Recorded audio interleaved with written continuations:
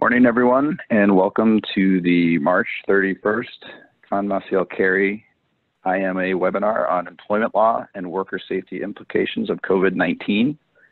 My name is Aaron Gelb, partner in charge of Conn, Maciel, Chicago office and proud IMA member.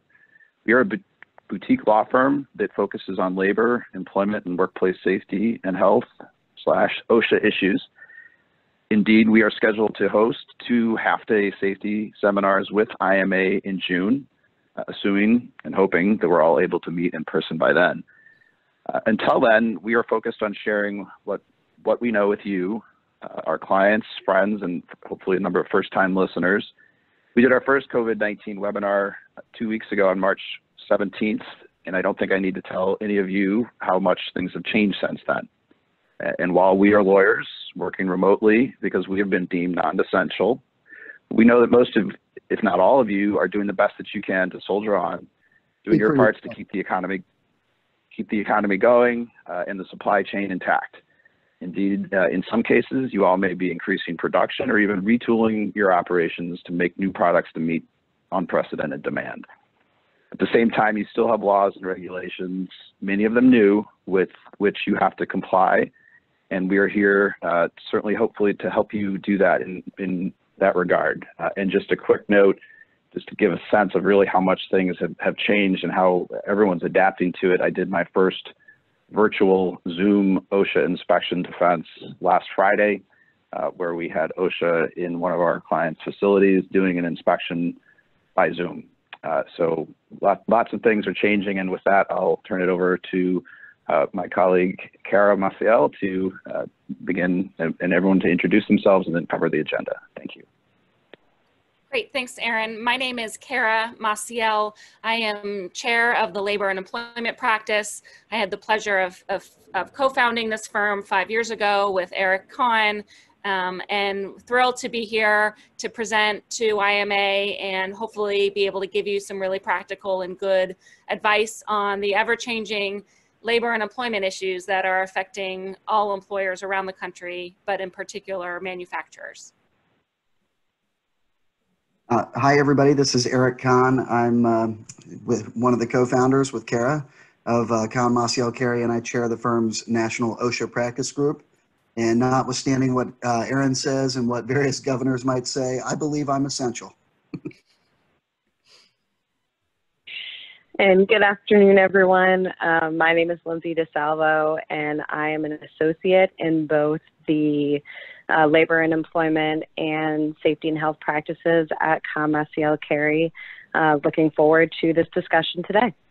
So we're going to kick off the first half talking about labor and employment implications of COVID. We'll cover the EEOC guidance, the new sick leave and family leave law that took effect or is taking effect tomorrow, and discuss some really recent employer frequently asked questions about what you can do in the workplace with employees who have sicknesses or questions that they may have with you. Then I'm going to turn it over to Eric and to Aaron to talk about the OSHA implications. They'll cover OSHA's workplace safety guidance that has been issued as a result of COVID, the really important regulatory obligations that come from both the respiratory protection rules and the PPE rules. Eric will talk a little bit about how to record and report potential COVID issues in the workplace, and then talk about employee complaints if employees are fearful that the workplace may be unsafe and what happens if they file a notice of alleged hazard. And then we'll close with the CDC guidance, best practices for employers, and take some questions. So with that, let me jump right into labor and employment. But although this slide should be no surprise, as of March 29th, this is the coronavirus in the United States. The total number in the United States as from January 12th to March 29th jumped up dramatically, and this shouldn't be any huge surprise if you're watching the news. In fact, just before this call, I was watching the New York governor's press conference, and New York stands far and apart from the state that has the largest number of COVID cases, but it is continuing to increase across the country, and we're seeing that as various governors take different responses on a daily basis. So what this means for you from an employment labor and employment implication is important. Back earlier in March, the World Health Organization declared COVID-19 a global pandemic. The CDC also recognized that it is a pandemic, and that has some pretty significant implications for you as an employer when it is declared a pandemic, because the EEOC, the Equal Employment Opportunity Commission, which is the federal agency that investigates and enforces a number of laws, but in particular, the Americans with Disabilities Act.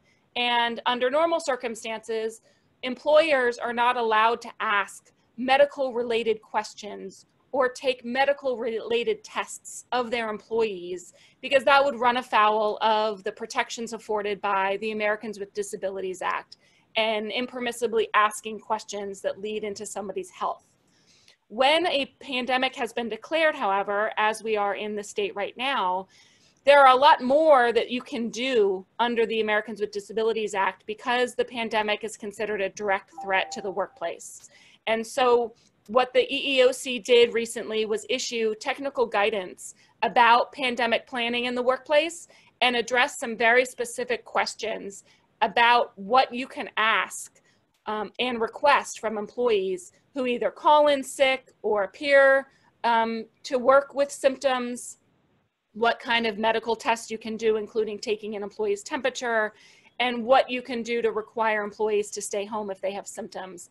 We'll go through in detail in each of these questions, but know that there are some very good federal resources available to you to ask a lot of these questions. For example, let's kind of touch on this first one. Can I encourage my employees to stay home if they are sick or appearing symptomatic? Absolutely. If you have an employee who calls in sick or reports to work who is sick with symptoms of respiratory illness, the CDC says that they shouldn't go to work until they're free of a fever or signs of a fever or any other symptoms for at least 72 hours without use of fever reducing or symptom altering medicines.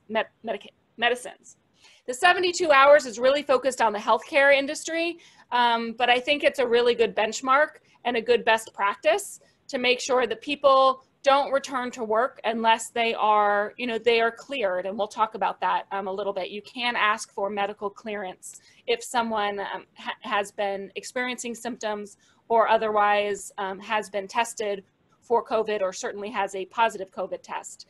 Employees should be notifying their supervisor if they're not feeling well, and they should be staying home if they are ill.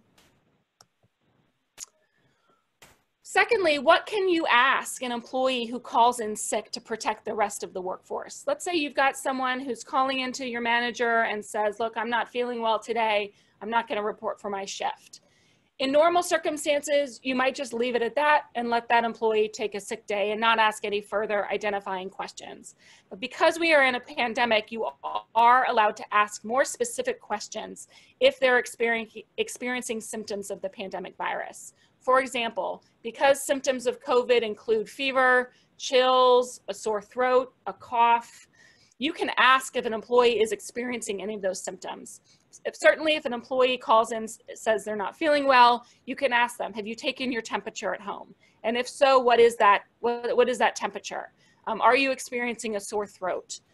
You want to ask some of those questions because you want to understand whether that person who has been reporting to work may have been in close contact with other people within the last 14 days. And you just want to be thinking about how you may be responding if someone calls in sick and is experiencing symptomatic issues with the pandemic, but they haven't yet been tested, or they are about to be tested, or they're waiting for a test result.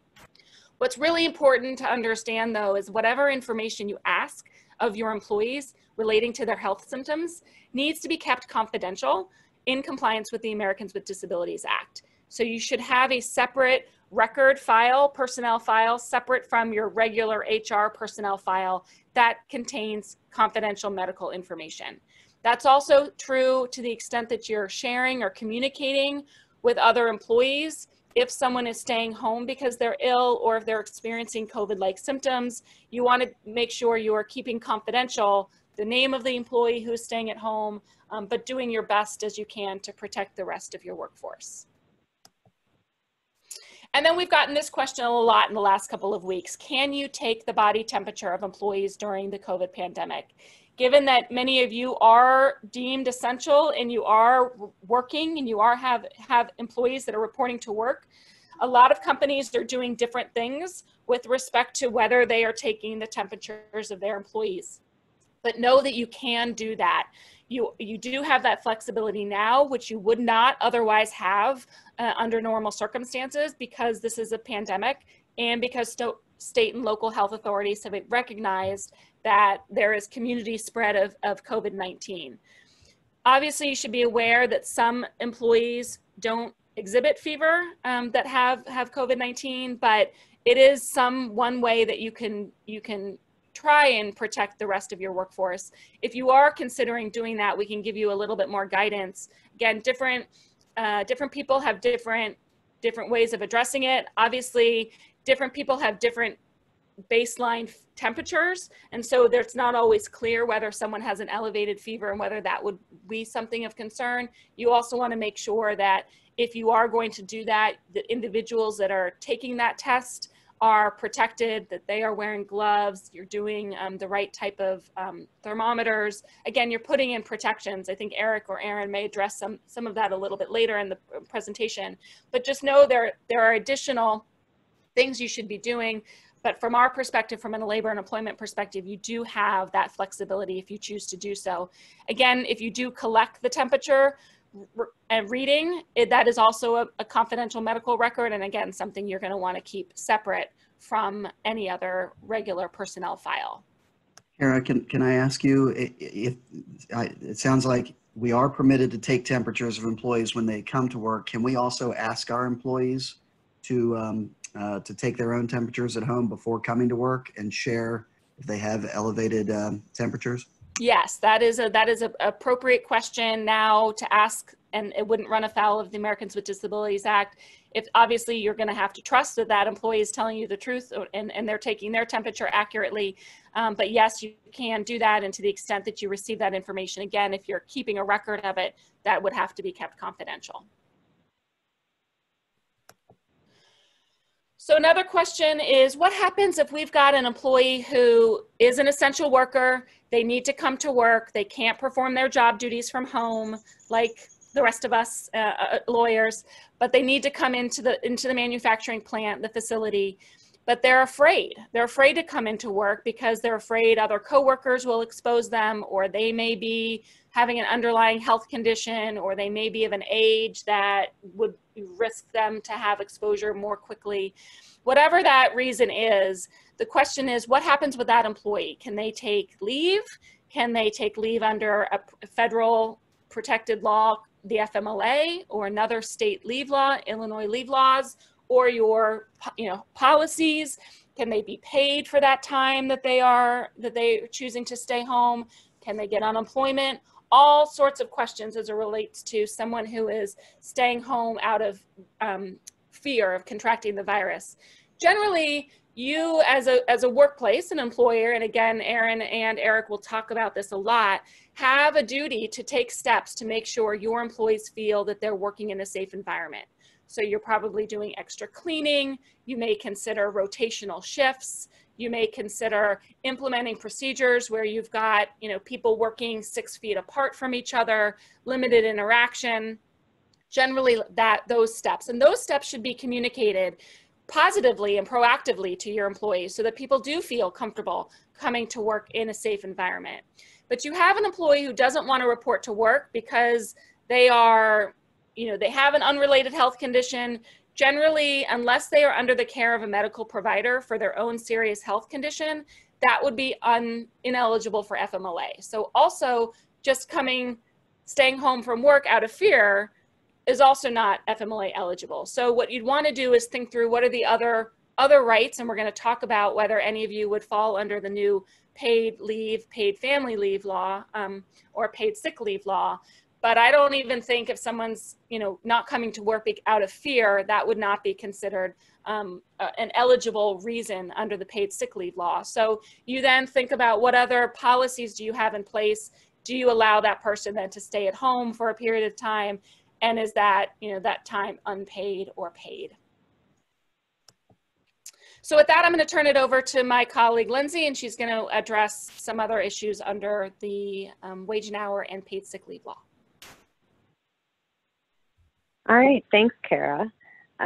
So we'll just spend a minute or two touching on some wage and hour considerations, and then we'll jump right into the new paid leave laws, as I know I think we've already got some questions on that. So from the wage and hour perspective, employers want to be careful that they are abiding by the Fair Labor Standards Act as things are changing and developing in the work environment, as potentially, employees are working less hours based on a temporary closure or something like that. It's still important to keep in mind what those requirements are and what the pay obligations will be even when that's occurring. So under the Fair Labor Standards Act, there are two main categories of employees. There's non-exempt employees and exempt employees.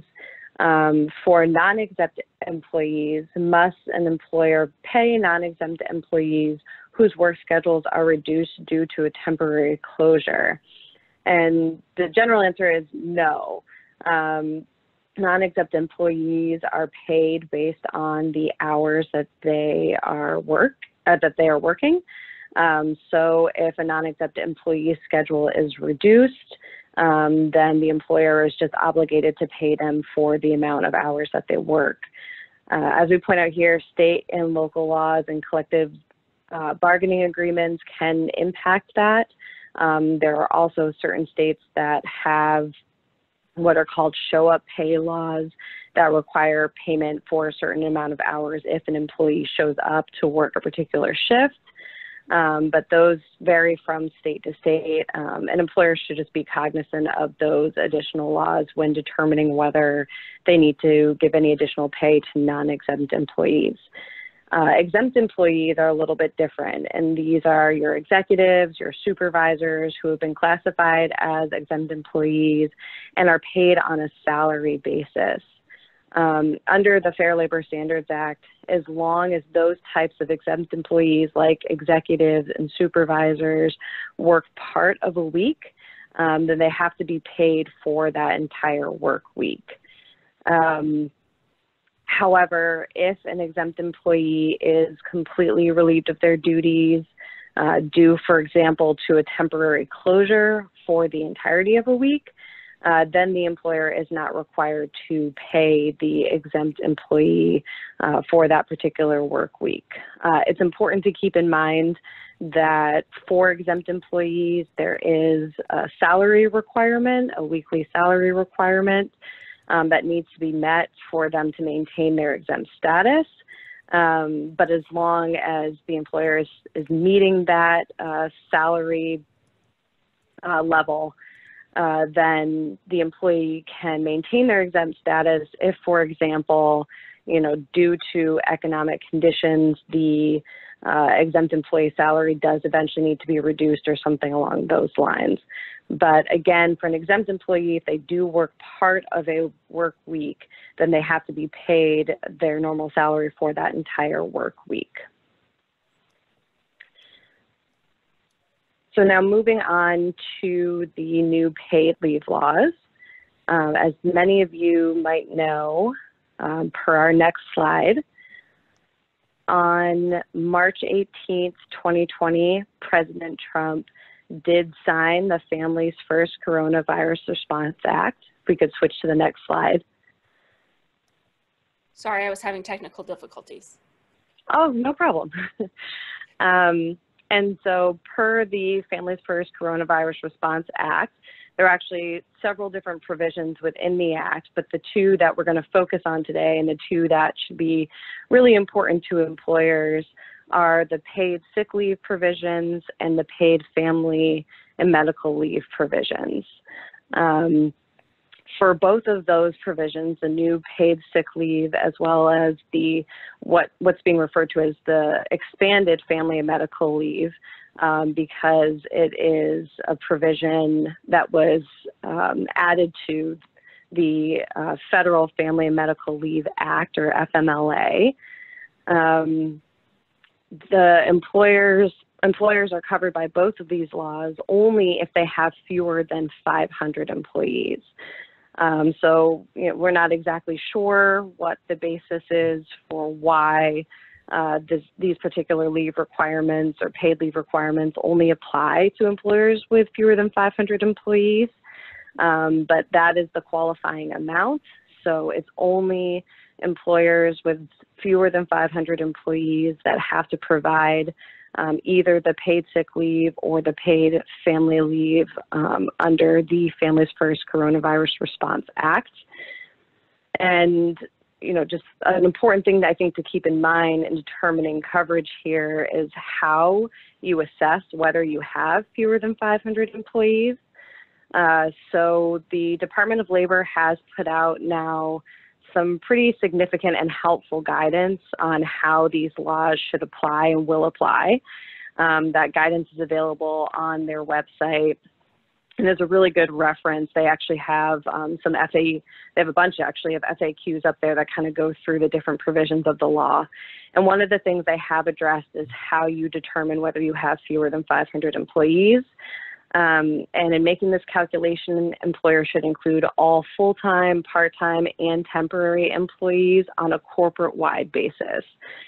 So under these laws, a corporation is going to be considered a single employer. And employers would also count any workers that are joint employees. So if they have employees who work for two different employers, those employees are still going to be counted toward determining whether you have fewer than 500 employees. Importantly, there is a potential exemption for employers that have 50 or fewer employees from the paid family leave provision. And the DOL is going to provide regulations that explain what documentation from the employer, what evaluation would be necessary to support such an exemption. But it's basically employers with 50 or fewer employees could be exempt from the paid family leave provisions if providing those benefits would jeopardize the viability of the business. And then just the last point here, as I believe Kara said earlier in the presentation, the Act does take effect tomorrow, April 1st, and it will be in effect, including both the paid sick leave and paid family leave provisions until December 31st, 2020. So in the next couple slides. Lindsay, before we move on, a question just popped in that I thought we could answer now. Someone asked, how do you apply for a waiver under the paid family leave? I believe that the Department of Labor is going to put out regulations on how that application should be submitted and what documentation will be necessary to show that the exemption would apply to you. I don't believe those regulations have been provided at this point, but Kara, correct me if you have a different understanding on that. That's right. Right now, employers should just be maintaining documentation that demonstrates that the paid leave would be a hardship to your business, but there's nothing that you need to file and no documents that should be submitted to the Department of Labor at this stage. So just keep your own records. Exactly, right. So that you are prepared when there is a process put into place to apply for that exemption. So in the next couple slides, we'll just kind of briefly review, what the requirements are, who's eligible, and what the reasons are for leave. And then to the extent that we have some time at the end, we can, take some more specific questions on these particular provisions of the Act. So first is the paid sick leave benefits. And there are 6 qualifying reasons that employees can take paid sick leave under the Act. The first is if the employee is subject to quarantine or isolation because of a quarantine or isolation order from the federal, state, or local government. The second is if the employee has been advised to self-quarantine by a healthcare practitioner. The third is for an employee to obtain a diagnosis or care if they have symptoms of COVID-19. The fourth is for the employee to care for or assist a family member who either is subject to a quarantine or isolation per an order from state, federal, or local government, or has been advised to self-quarantine due to COVID-19. The fifth is to care for a child whose school or daycare has closed due to COVID-19. And then finally, there's this provision at the end that allows for paid sick leave benefits for those experiencing any other substantially similar condition as defined by agencies specified in the law, including Health and Human Services and the Department of Labor. So I think we will get more guidance on that as the law goes into effect. Under the paid sick leave benefits provision, all full-time employees are entitled to 2 weeks or 80 hours of pay.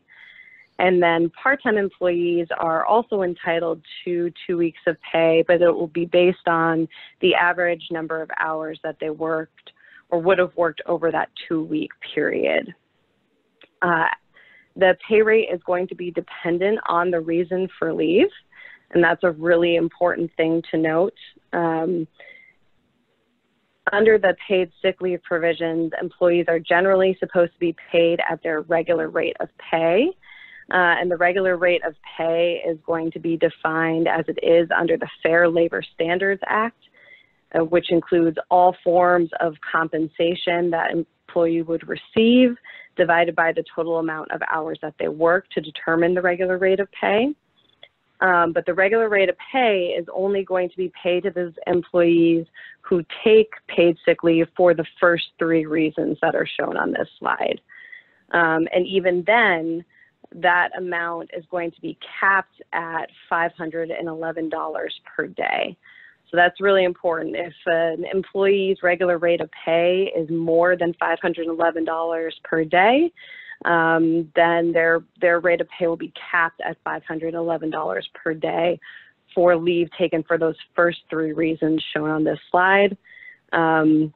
And if their regular rate is below $511 per day, then they will earn their full regular rate for those first 3 reasons shown on this slide. For the latter 3 reasons, the to care for or assist with a family member, to care for a child whose school or daycare has closed, the employees are only entitled to 2/3 of their regular rate of pay, or up to $200 per day. So again, if 2/3 of their regular rate would exceed $200, then the pay per day can be capped at $200 per day. And then finally, the law explicitly does not preempt existing state and local paid leave sick requirements. So employers still need to be cognizant of any state and local paid sick leave requirements that they may otherwise be subject to. And then in addition to the paid sick leave benefits, certain employees will also be entitled to paid family leave benefits. And as I said, these benefits are part of the Federal Family and Medical Leave Act. So they are expanding on the current Family Medical Leave Act, and they provide for 12 weeks of paid leave. Importantly, the first 10 days under the Paid Family Leave Act, or the Paid Family Leave Benefits, are actually unpaid under that provision of the Act. But if employees are taking paid leave related to care for a child whose school or daycare has closed, then they can use their paid sick leave benefits under the Act during those first 10 days. And then the subsequent 10 weeks that they are entitled to under this provision of the Act would be paid as well. Employees can also use any paid leave that they're otherwise entitled to during those first 10 days, but that has to be the decision of the particular employee. The employer cannot require that an employee use their paid sick leave that they might otherwise have, either under state or local law or under paid leave that's just provided by the employer. Employers can't require that employees use that, but employees can use that during their first 10 days if they want their full pay during that period of time. Employees are only eligible for paid family leave benefits if they have worked for the employer for at least 30 calendar days. And then an important note here, and you'll see that this is similar to the paid leave benefits, the paid sick leave benefits we were talking about in the prior slide related to care for a child whose school or daycare has closed. The employee is only entitled to 2/3 of their regular rate of pay, and again, capped at that $200 amount. So these leave benefits are actually, they were much broader when this law was first proposed in the House, but the law that has passed limits the use of paid family leave benefits to only care for a child whose school or daycare has closed. So only those individuals who have a child who need to provide care for the child because their school or daycare has closed are entitled to use the paid family leave benefits. So that's a really important thing to understand. It's very, very limited in its use to just that particular situation. The Department of Labor has stated that employees who are teleworking can actually use this leave, paid family leave, on an intermittent basis. So, for example, if a parent is able to telework for some portion of a day, but not the full hours that they would normally work because of their child care responsibilities related to a school or daycare closure, then that employee could get up to 2/3 pay under this law for the period of time that they are not able to work during the day if there is an agreement between the employee and the employer to allow the employee to do so. Interestingly, if the employee is not teleworking and is still at the employer's work site, they are only allowed to take intermittent leave for child care responsibilities related to a school or daycare closure. All other reasons that they could take paid sick leave benefits, so not paid family leave benefits, those reasons that they can take paid sick leave benefits require that the leave be used continuously until the qualifying reason for leave no longer exists. And the Department of Labor has explained that that's in place because for those other reasons, the whole point is to ensure that the employee is not in the physical workplace and could potentially expose others if they, potentially have COVID-19 or caring for someone with COVID-19. And then employers are eligible for reimbursement of costs associated with both paid sick leave and paid family leave through refundable tax credits. And to obtain the tax credit, employers will need to provide appropriate documentation to show that the leave that was provided was pursuant to these particular provisions of the Act. The IRS should be providing particular instructions on how this will work and the documentation that they'll need to substantiate an application for a tax credit, but that is something that's going to be available to employers to reimburse them for the leave provided under these provisions. I think one last important thing to note related to paid family leave benefits specifically, because of the fact that this is part of the Federal Family and Medical Leave Act, which provides protected leave to employees and requires that the employee be restored to their position or an equivalent position after the leave is taken. Employers are required to do the same here. And there is potentially an exception for employers with 25 or fewer employees to this particular requirement to return someone to their position or an equivalent position. And then one final note here, the law does require that the employer give notice of the rights that employees have under these provisions of the Act for both paid sick leave and paid family leave. These notices have been provided by the DOL and are available on the DOL's website, and the employer must either post or email this notice to employees to ensure that they have knowledge and are aware of their rights under these two provisions. So with that, I will turn it over to Aaron and Eric to talk about the OSHA implications. Thanks, Lindsay and Kara. Now we'll talk about everybody's favorite agency, OSHA, and what are the OSHA implications of coronavirus, as well as some tips and strategies and guidance for addressing workplace safety during this really bizarre and unique time. The first place to start here is the general duty clause, where, and hopefully those of you that deal with OSHA or OSHA is part of your portfolio at your business, you know that there is this catch-all provision in the Occupational Safety and Health Act that applies when OSHA does not have a specific standard that applies to a particular hazard or to a particular work practice. And here there are some standards that apply that are relevant here: respiratory protection, personal protective equipment, and things like that. But by and large, the hazard of this transmissible illness that is not a bloodborne transmissible illness, there is no specific OSHA standard. There are some states, California, for example, who have started to regulate this for healthcare workers. The federal OSHA there in Illinois does not have a standard for this. So we have to look to the general duty clause to understand what is expected of employers who are still operating, who still have employees reporting to the workplace to comply with the OSHA Act.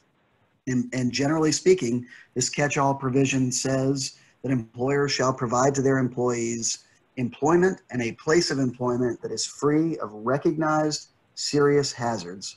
And what that means is if there is a hazard that is recognized by your industry or by you specifically as an employer, you have to take reasonable steps, feasible steps, things that are generally understood and recognized and practiced by others in your industry to address that particular hazard. So for this unique hazard that we're encountering right now, a pandemic virus that is spread through the community, through contact with travelers, through contact with surfaces, through the air, and also in the workplace by all those same means and methods, we need to look to what are standard practices, what are reasonable and feasible practices that our industries are embracing and that we should consider to implement at our workplace. And the way to do that generally is to look at guidance that the CDC is issuing, that OSHA is issuing, perhaps that your trade association is issuing, or that you're learning through some benchmarking from your peers in industry or programs like this. So we'll get into on the next slide some of those things that knowing how OSHA is talking about this and how CDC is talking about this, things that are probably expected of you in your workplace. The first place to look is a piece of guidance that OSHA issued on March 9th. It is a little pamphlet, but it's available electronically, called Guidance on Preparing Workplaces for COVID-19. If you haven't looked at it yet, you will probably find it a little disappointing and a little bit lacking when you look at it. It is pretty generic. It is largely a retread of guidance that had been shared by OSHA after the SARS swine flu pandemic some years ago. But it does give you a sense of what OSHA is thinking about how employers should be thinking about addressing this hazard. And the guidance document is broken down in a few different ways. First, it looks to divide jobs or categorize jobs into one of 4 different risk exposure level categories: very high, high, medium, and lower. And then based on what category you're in, it offers, again, a pretty superficial, pretty generic recommendations for things, steps, actions, physical changes that employers ought to consider to implement to protect employees based on that level of risk of the job task that they're performing. So you've got kind of some generic recommendations, and then some slightly more specific recommendations based on those job categories. And I think I'll start off talking a little bit about some of the general steps that OSHA is recommending for all employers. And we'll take a look at that on the next slide. And the idea here is not so much that every employer should, oh, actually, these are the categories, sorry. So we'll get into the steps in just a moment. Looking at the left side of the screen, the very high and high category generally should not apply to anybody on this call, unless someone here from the healthcare industry or the death care industry has dialed in. Manufacturers would not be in those two categories. But if you are in healthcare, and really depending on what you are doing in the healthcare space, if you're performing invasive procedures, or if you're performing autopsies on those who have succumbed to the illness, you're in the very high category, and OSHA is expecting, you know, spacesuits, the full 9 yards, respiratory protection, gloves, gowns, face shields, you name it. Dropping down a little bit in the high category is, again, still just in healthcare and in death care, and this would be those that are supporting those in healthcare that are performing the invasive procedures. So it would be, to some extent, nurses, support staff at the hospitals, those who are transporting known or suspected COVID-19 patients in ambulances and other means of moving patients around, but not necessarily performing procedures on those individuals.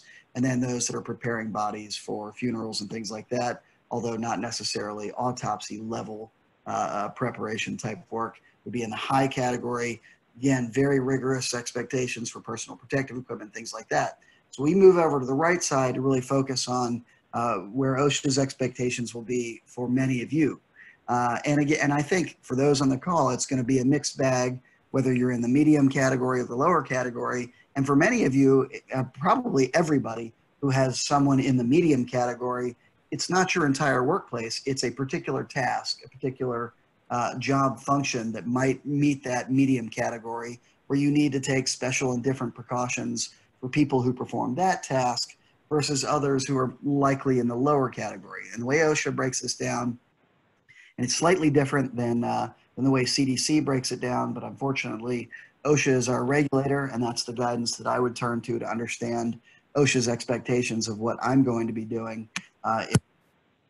And so for the medium category, that is workers who, through the performance of a work task, require frequent contact within 6 feet of people who may be infected with COVID-19, or those that require close contact within 6 feet of people who may be infected with COVID-19 patients. So close contact means longer term.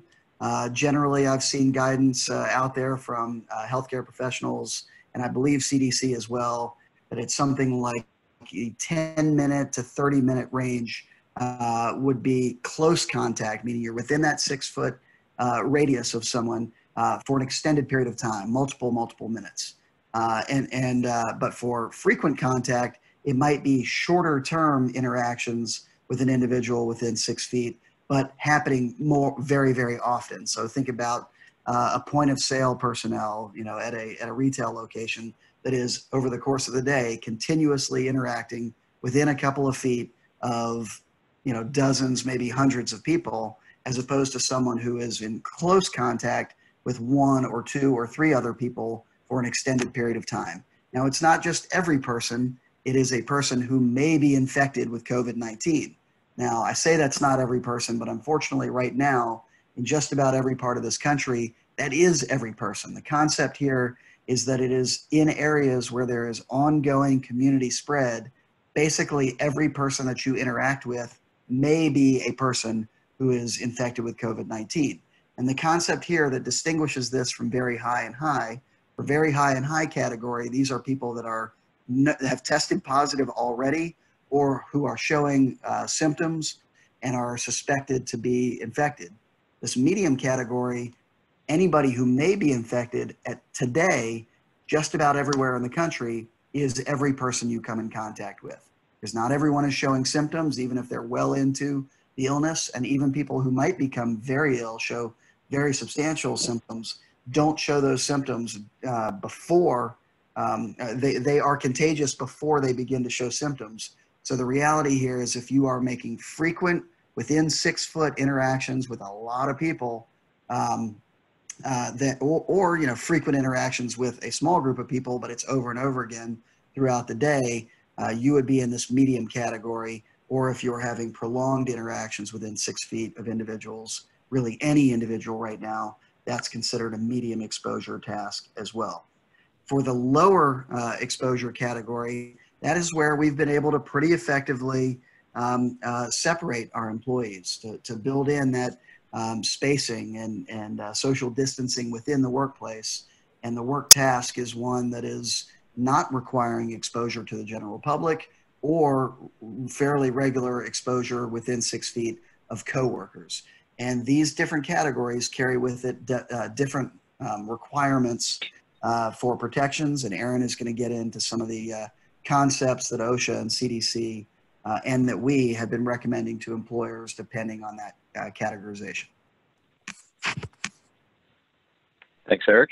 And if you look at the different steps that OSHA is recommending, obviously not every step is going to be feasible or expected for your operations. You hear this a lot in both employment law and on the OSHA side, that you really have to do individualized assessments, both of different tasks, different areas within your facilities, different titles and positions that people hold. And it's going to be just like I said at the beginning of this program. I mean, this is such a rapidly developing and changing area that the steps that you're taking last week, that you took last week, may be radically different than you take this week or 3-4 weeks from now. We may not even be able to anticipate some of the changes that will be taking place.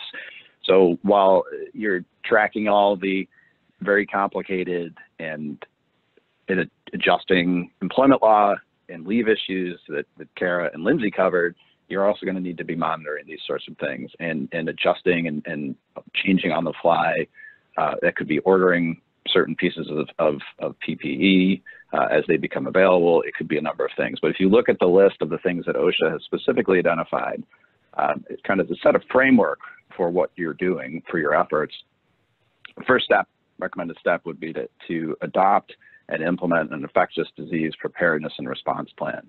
That's probably something that many of you, or at least some of you, don't already have. This is not something that I think any of us expected a year ago. Certainly, a number of you hopefully or may have adopted them in response to the prior pandemics that Eric referenced. So maybe you have something. If you do, take a look at it, see how it needs to be updated, modified to address and take into consideration the aspects of the COVID-19 pandemic, but use that as your framework, your organizing principle. Some other basic steps: prepare and implement basic infection prevention measures. Make sure you have those housekeeping, whether it's wipes, whether it's sprays, bleach, what have you. And there are obviously going to be issues to consider with respect to you if you're introducing new chemicals into the workplace. As Eric said at the beginning of the OSHA portion, while the general duty clause is certainly one of the primary considerations here, there obviously are other standards that are implicated. So if you are going to be using new hazardous chemicals or items that are covered, you need to make sure that you may need to update, or you will need to update your HAZCOM program, things along those lines. The next step would be to develop procedures to promptly identify and isolate sick employees, consistent with the steps that Kara mentioned earlier in the webinar. But this is something that you don't want to leave to chance or leave till, well, we'll deal with that when it happens. So as part of the infectious disease preparedness response plan that you develop, figure out how you're going to identify these sick employees, what steps you're going to take, not only to isolate them, but also to investigate and look into who they may have come into contact, what shifts were they working, have a protocol or procedure in place to do that analysis. I think one of the things that we've heard, at least that I heard through the news, One of the reasons that South Korea has done a pretty good job in responding to this pandemic is that they've done, from a government standpoint, a very impressive job in having a mechanism to trace people, where they went, who they interacted with, and then communicate to those people, potentially, and having them self-quarantine. So you want to do something along the same lines in your workplace. So if you do get a confirmed case, that you know what to do, figure out who's going to be the lead person to manage that aspect or that process, and have ideally a checklist or some written document to follow. Next, develop, implement, and communicate about workplace policies, flexible work arrangements, and other protections. So just, and I know, Eric, it's a blow to your ego and mine as well as a lawyer, that we're deemed non-essential, and I do agree. I think we certainly can be essential to our clients who are continuing to operate and need advice to comply with these rules and regulations, but we're able to adapt. And in the interest of since we don't have to physically show up in our office all the time, one of the steps that the firm has taken is that we can work from home, work in a flexible manner. We don't have to come into the workplace. Obviously, for those of you that operate manufacturing facilities, that's not an option, but you can look at different ways, whether that's staggered shifts, whether that's changing where people work, how they work, in a way that obviously is still safe. If you think about one of the issues that we're starting to track outside of the manufacturing field and agriculture, that's a concern as we look at our food supply going forward, knowing that in many harvesting functions that people work very closely together. So farms and agricultural providers may be looking into ways to separate or increase that social distancing, even in that aspect of their operations. And then last but not least, implement workplace controls.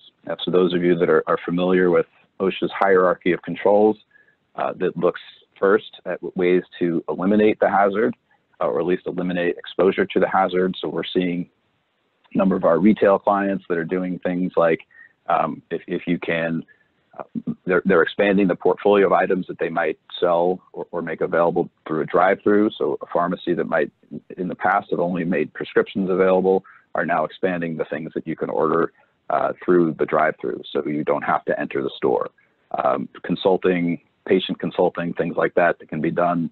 We're seeing much more in telehealth, so hospitals eliminating the need for people to come into their facility. Certainly on the manufacturing side, the client that I referenced earlier, that we did the virtual inspection with OSHA. I mean, that's one example, but that employer and many other manufacturers that we're working with, obviously we're seeing things like third-party vendors, consultants. If you're doing assessments, safety audits, many of those things are likely being put on pause, not only because many of those vendors can't travel, but you're just looking for ways to limit the introduction of new people to your workplace. So moving on to the next slide, please. So I talked a second ago about the hierarchy of controls, putting aside the elimination of the hazard. And again, as I said earlier, these are all things that not every one of these obviously may be feasible or even possible in your workplace. So it's looking at each category, trying to decide if there are any aspects or items that within those categories that you can put in place. And again, assessing and adjusting on the fly. New things may come online, new PPE that's not available now as production ramps up may become available. We see, again, in the retail sector that employers some employers are ordering these plexiglass shields, hospitals that have installed shields too in the emergency room and other areas. If those shields are on back order because of demand, that's obviously an item that you can order and then put in place as it becomes available, and then figuring out what can we do in the interim while we're waiting for those shields to be delivered. So in the category of engineering controls, for example, again, in a large manufacturing facility, maybe it's not efficient or possible to adopt high efficiency air filters, but maybe there's something you can do with increasing ventilation rates. As I said earlier, installing sneeze guards. If you have people that have to work closely together, not necessarily recommending that you put partitions between each employee, but maybe there are certain things that can be installed. depending on the close quarters that people work in. I think it's more likely that we're going to be looking at things like administrative controls. So we talked earlier in the labor and employment portion about requiring sick workers to stay home, limiting the need for, and even having perhaps people like HR, benefits, front office people that are working from home, either full-time or staggered shifts.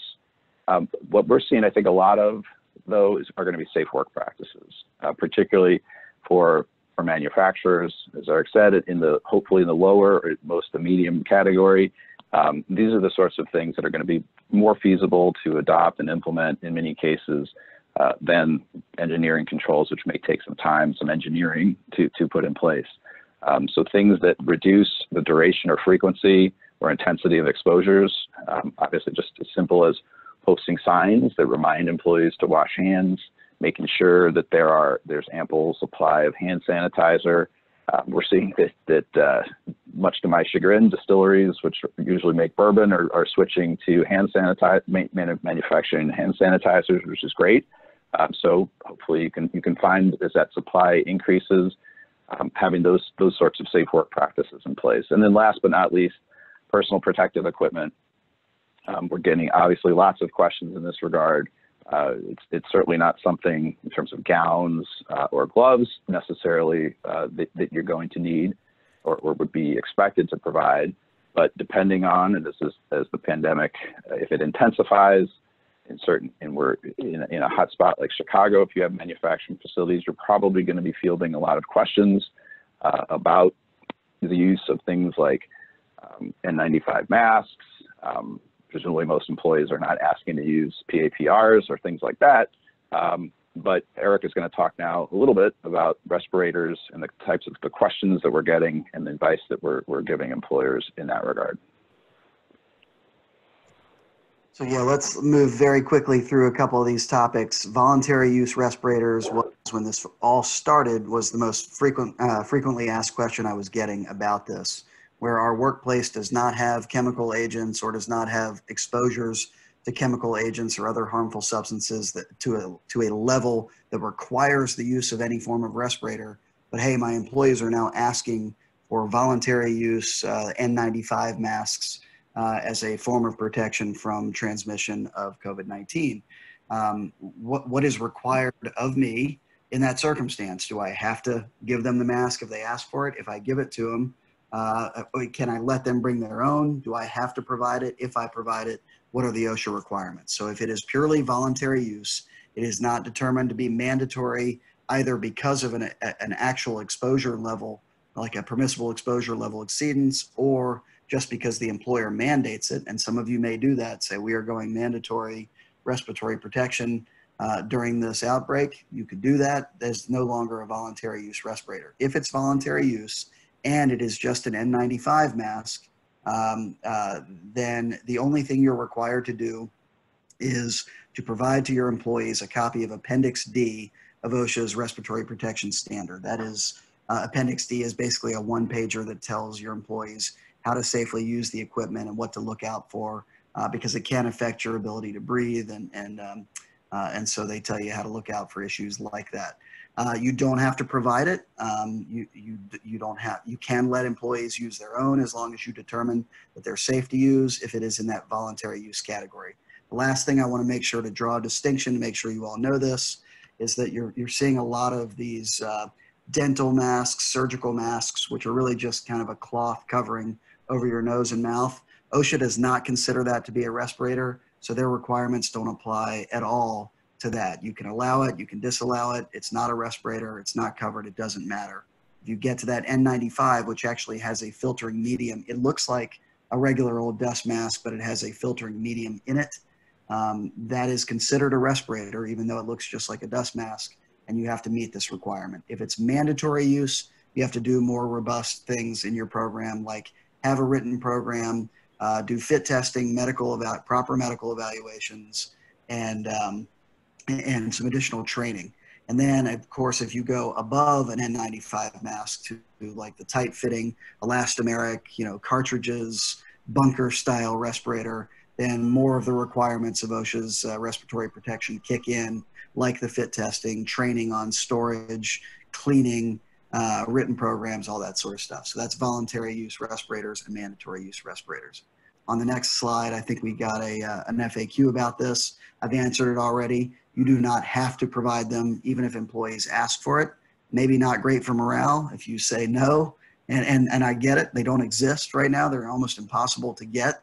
If you say no, they're probably going to go and contact OSHA and complain that you're not protecting them. But by law, you're not required to provide voluntary use respirators, even upon request. On the next slide, PPE, I think Aaron did a nice job of covering this. The one thing that we've been recommending to our clients here, I know you've all done a PPE hazard assessment, identified the hazards in your workplace and provided the PPE that's necessary to address those hazards. We are recommending that you do a temporary coronavirus specific PPE hazard assessment to assess whether there is a unique hazard of exposure in your workplace or work tasks that employees are performing where they are uniquely exposed, through which PPE would be necessary to protect, like masks, face shields, gloves, gowns, whatever. So we recommend that. If you need help with that, don't hesitate to reach out. I think we move on now to record keeping and reporting if we've got a couple more minutes, or maybe we just leave the rest for questions. I think I can run through the next few slides pretty quickly, Eric. So as far as recording, just understand OSHA's position is that the COVID-19 is a recordable illness if it's work related. It is not exempted like the cold and flu. We understand that certainly we've seen that a number of law firms have made requests to OSHA to modify their position on this. It's our understanding that that is not going to happen for a number of reasons. First and foremost, the cold and flu exemption. It's not a policy or an interpretation of the agency. It's actually in the 1904 standard.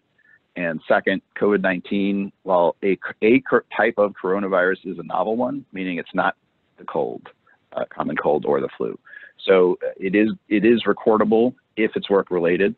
And just understanding the same kind of analysis you go through in terms of determining recordability is it's only recordable if it is first a confirmed case, so not just because the person has symptoms.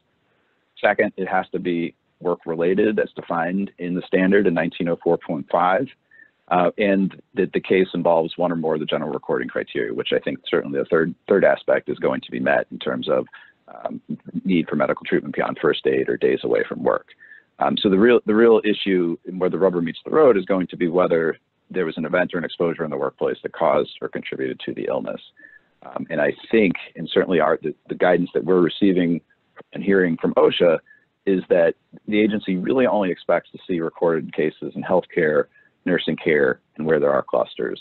So certainly I think the last criteria, the last factor is the primary one to consider for manufacturers here in Illinois, particularly those in or around Chicago, given that Chicago is apparently one of the developing hotspots.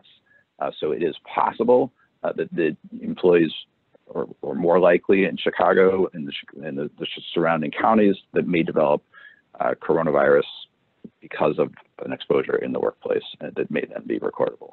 Moving on to the next question, frequently asked question then is if an employee has a recordable, contracts COVID-19 in the workplace.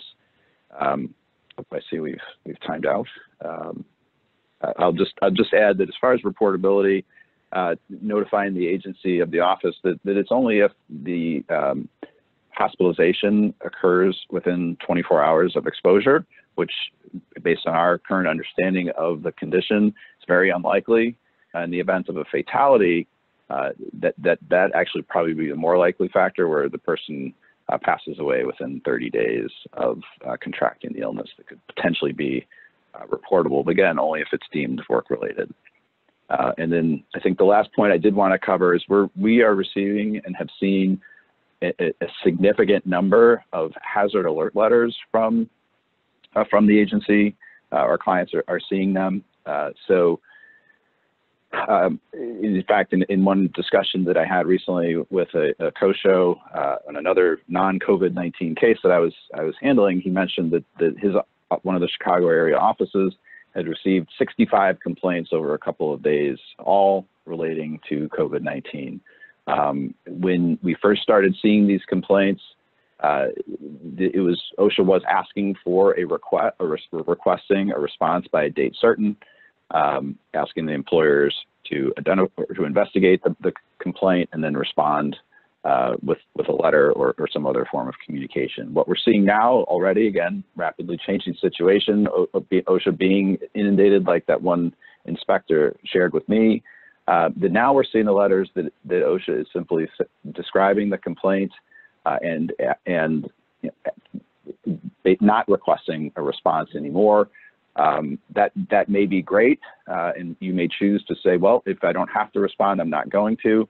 But I think that's something certainly to discuss with counsel and to evaluate, because there may be benefits or reasons to do that in terms of putting in front of the agency what you've done, and then if they don't get back to you, that's in essence, at least I would take the position, would be a tacit acknowledgement that what you're doing is adequate. Or if they break back with some questions, as we have seen in a few cases, it's an opportunity for you to make adjustments or perhaps take suggestions from the agency. And then moving to the next slide, remember also that Section 11C of the OSHA Act does protect employees from retaliation. So if an employee raises a complaint or concern about the workplace in good faith and refuses to work, there are protections that are afforded to them, but they have to be complaining or raising concern about an imminent danger in their workplace and be able to establish that there's insufficient time to eliminate the danger through the resort to regular statutory enforcement. Now, I think that latter aspect could likely be established here, given the nature and the severity of the pandemic. So really, from my perspective, and there probably are going to be more and more of these as this drags on, people grow more and more concerned. Perhaps they start seeing friends or relatives that are diagnosed with this, obviously coworkers. So you really want to keep the lines of communication open. I think if there's ever a time to overshare with employees and make sure they understand the assessments that you're performing, the steps that you're taking. So if you're ordering things like plexiglass shields or other physical barriers for the workplace, but they're not available, let them know that. Let them know that you're ordering PPE.